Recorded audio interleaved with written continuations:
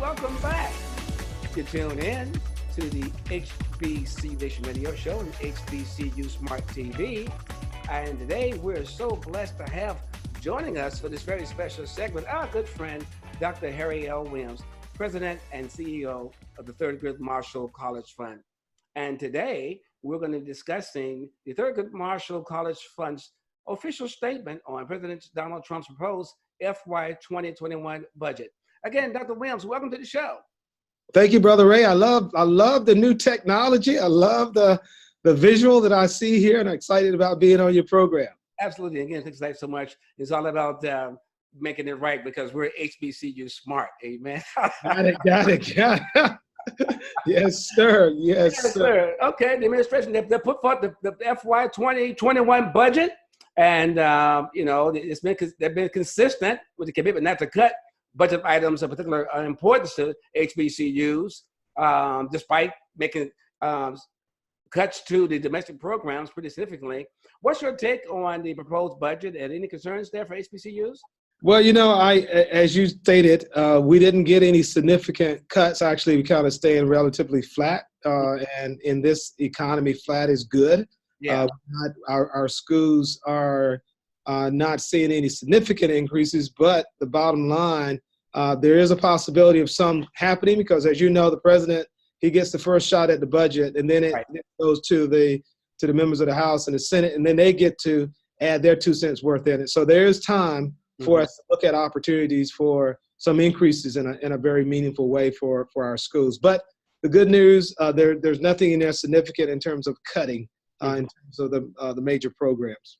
That's good. The decision to not cut HBCU funding, as you point out, the administration's recognition of the immense value of continuing to invest in HBCUs. In addition, you point out that the budget proposes targeting $150 million to support STEM. Yes. And other schools serving historically disadvantaged students in opportunity zones. And that bill was put forth by Senator Tim Scott. So elaborate a little further on that.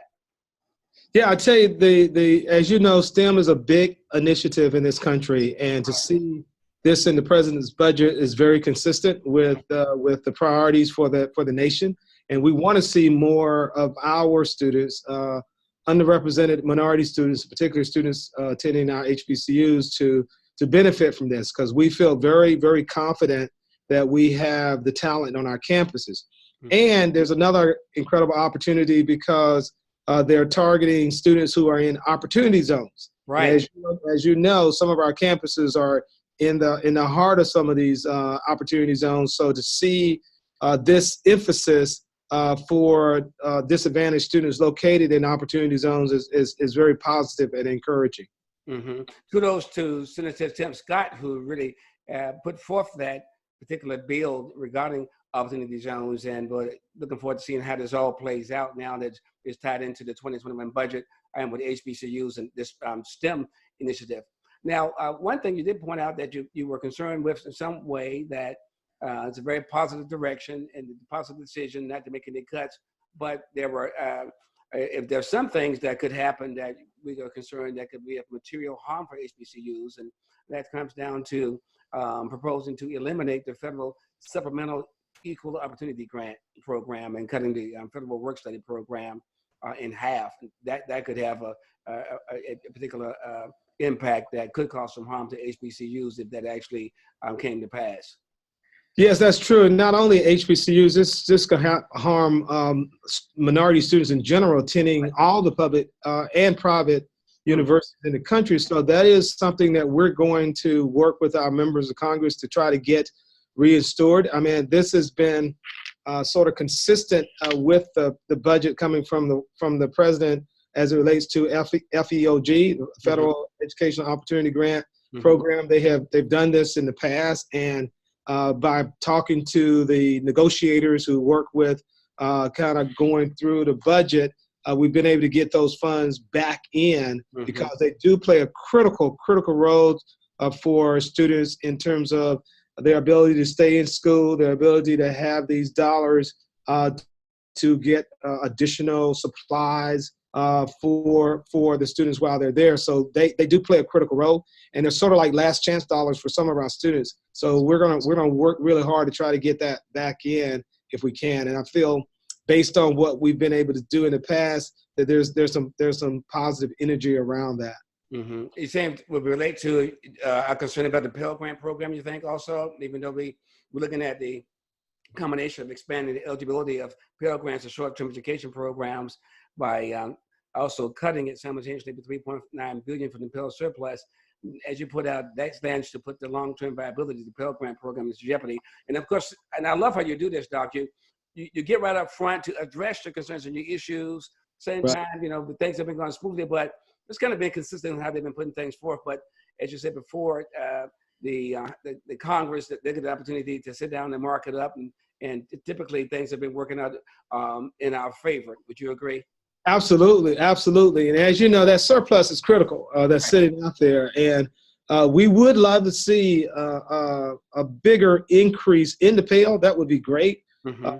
To keep up with the cost of living here. As you know, at one time, the Pell Grant, many years ago, covered almost 70%, 80%, in some cases, 100% of the cost, depending on the school. If it's a 2-year school, it covers everything. Mm-hmm. And now that's not the case because the expenses have exceeded the actual dollars coming in because it costs more to go to school. But the Pell Grant has not been able to keep up with the cost of living as it relates to the changes there. So we're hoping that we can see some increases in that, and we're gonna ask. We're recognizing that it didn't get cut, so that's a good thing. Right. These students need these dollars. These are the federal dollars, as you know. The Pell Grant is the dollar program that's set up. These are in dollars set up for our most needy students. Right. And these are students who families come back with zero expected family contribution to get the maximum Pell. And we do have a lot, and that means that their families, based on their federal income taxes, do not have any set aside dollars to pay for their education. And these federal Pell Grant dollars help supplement those students. If you're just joining us, you're tuned in to the HBC Nation Radio Show and HBCU Smart TV. And today we're blessed to have joining us for a very special segment our good friend, Dr. Harry L. Williams, President and CEO of the Thurgood Marshall College Fund. And today in this special segment, we're discussing Thurgood Marshall College Fund's official statement on President Trump's proposed FY 2021 budget. Again, Dr. Williams, always a pleasure to have you on the show.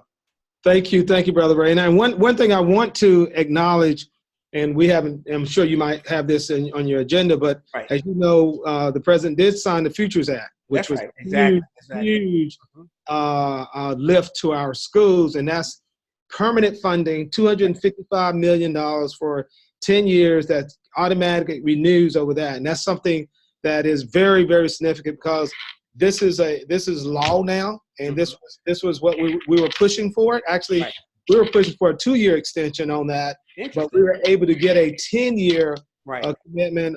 Senator Lamar Alexander led. I was going to say that. Shout out to Lamar Alexander, Tennessee. That was a lot of concern and some angst for a while. It was like, come on. And the Congress had passed and this and that and all that. But as it always seems to do, it worked out.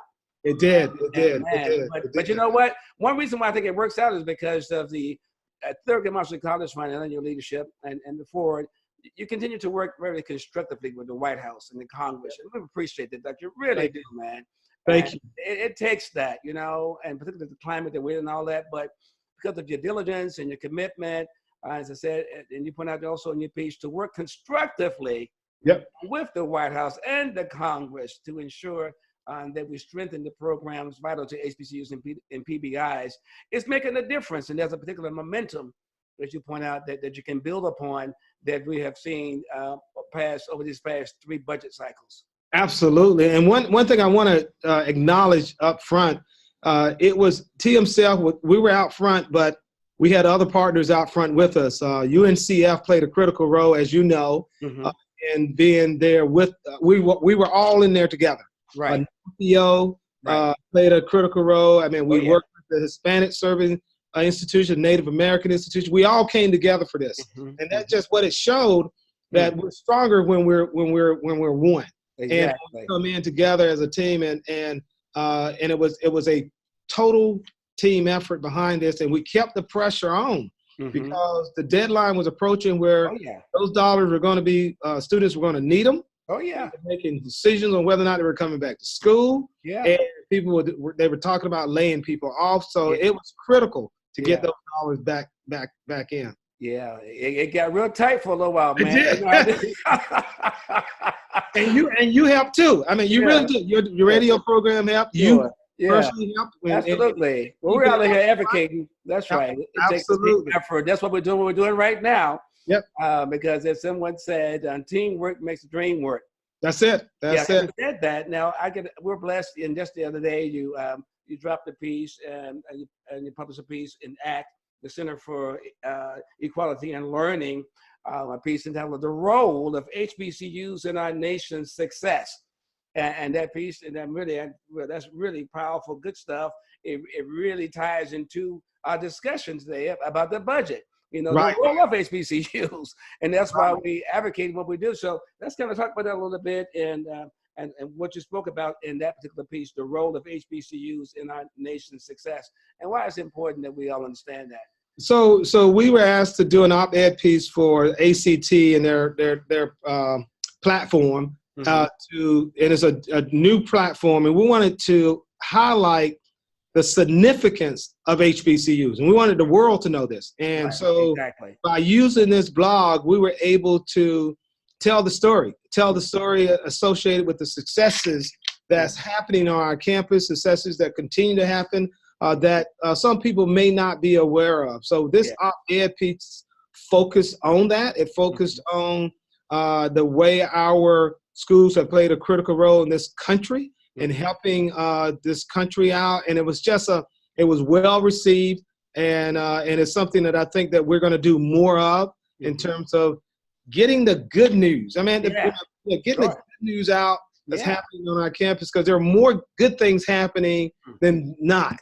That's right. So sometimes we have unfortunate things to happen, and we tend to put our energy on that. Right. But what we're focused on, not only acknowledging that, but focusing in on the many, many, many good things that's happening on our campus. And that op-ed was one of those pieces that we shared that to the nation. Very well done, very well received. And we're all about, again, promoting HBCU excellence, innovation, and sustainability. Right. Dr. Harry Williams, Thurgood Marshall College Fund President and CEO.